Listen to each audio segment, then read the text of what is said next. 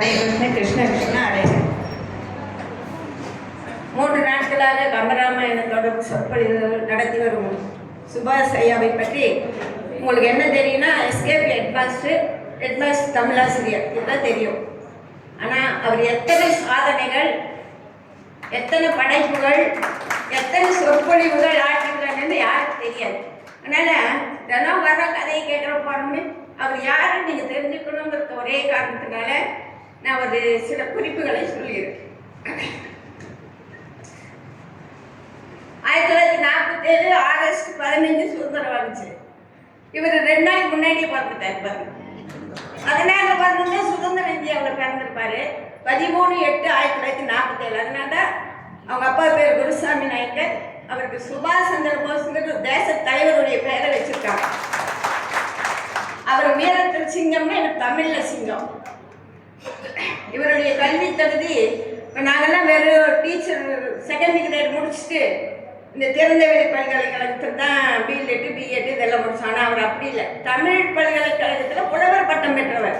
கையிலட்டுங்க, நேரடியாக புலவர் பட்டம் பெற்றவர்.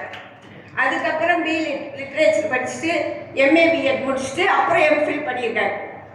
இத்தனை வேலையிலையும் கன்னியா பரமேஸ்வரியில் வேலை செய்யறதுங்கிறது எவ்வளோ கஷ்டம்னு எல்லாருக்கும் தெரியும். அதுலேயும் இத்தனை படித்து முடிச்சிருக்காரு. எல்லாராலையும் எல்லாத்தையும் செய்ய முடியாது. 1970 93 வரைக்கும் தமிழாசிரியராக எஸ்கேப்பில் வேலை செஞ்சார். அந்த 1970 இன்னைக்கு வரைக்கும் நாங்கள் அவர்களுடைய குடும்ப நண்பர். ஏன்னா அவரும் என்னுடைய கணவரும் வாலிப நண்பர்கள். 10 ஆண்டுகள் 93 2003 வரைக்கும் ஹெட் மாஸ்டர் ஆகிட்டார். அதே ஸ்கூலில் ஹெச்எம் ஆகிட்டார், தலைமை ஆசிரியர். அந்த பீரியடில் தான் 2002 2003 டாக்டர் ராதாகிருஷ்ணன் விருது, நல்லாசிரியர் விருது வாங்கியிருக்கார். அந்த 1970 இன்னைக்கு வரைக்கும் கோயில்களிலும் ஆன்மீக சொற்பொழிவுகளை நடத்தி வருகிறார்.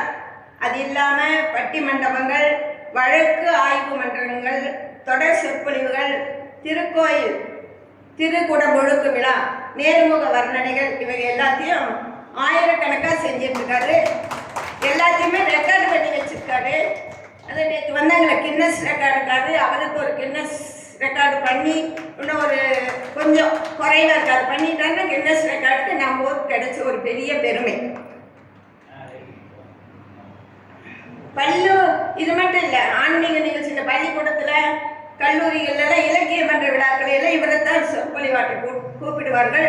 அது மட்டும் இல்லாமல் அரிமா சங்கம், சுழற் சங்கம், சமூக அமைப்பு சங்கங்கள், கம்பன் கழகங்கள், ஆன்மீக பேரவை ஆகியவற்றின் விழாக்களிலும் நிறைய சொற்பொழிவாற்றிருக்கார்.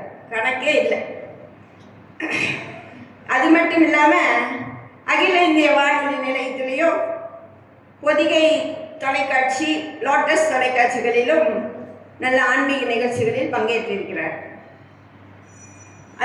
இவர் பேச்சு மட்டும் இல்லை, எழுத்துலேயும் சிறந்த புலவர். எழுத்து உலகிற்கு 2 நூலை கொடுத்துருக்கார். ஒன்று பெருமாள் திருமொழி, நேற்று கூட சொன்னார் பெருமாள் திருமொழின்னு சொல்லி. அதையும் ஈரக்காற்றின் இதய மலர்கள் என்ற நூல்களை எழுதி அது தமிழக அரசு நடத்தும் நூலகங்களில் இடம்பெற்றுள்ளது.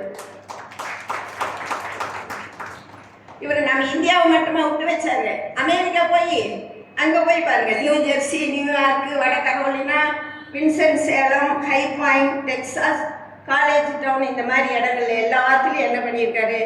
அங்கேயும் போய் ஆன்மீக சொற்பொழிகள், கோயில்கள், அங்கே நம்ம ஊரை விட அங்கே நிறைய கோயில்கள் இருக்குது, நம்ம இந்து கோயில்கள், அங்கே எல்லாத்துலேயுமே சொற்பொழிவாட்டி இருக்கிறார். இதெல்லாம் நமக்கு பெருமை, உடுமலைப்பேட்டைக்கு தான் பெருமை. அவர் கிடைச்சது நம்ம உடுமலைப்பேட்டைக்கு பெருமை. இவர் வாங்கிய பட்டங்களை சொல்கிற மாதிரிங்க, இவரது தமிழ் சேவையை பாராட்டி பல அமைப்புகள் இவருக்கு உடுமலை கம்பன், நற்றமிழ் வெல்ல நாவுக்கரசர், கொங்கு தமிழ் குடிசில், செந்தமிழ் இலக்கிய தென்றல், கம்பன் கவி முரசு.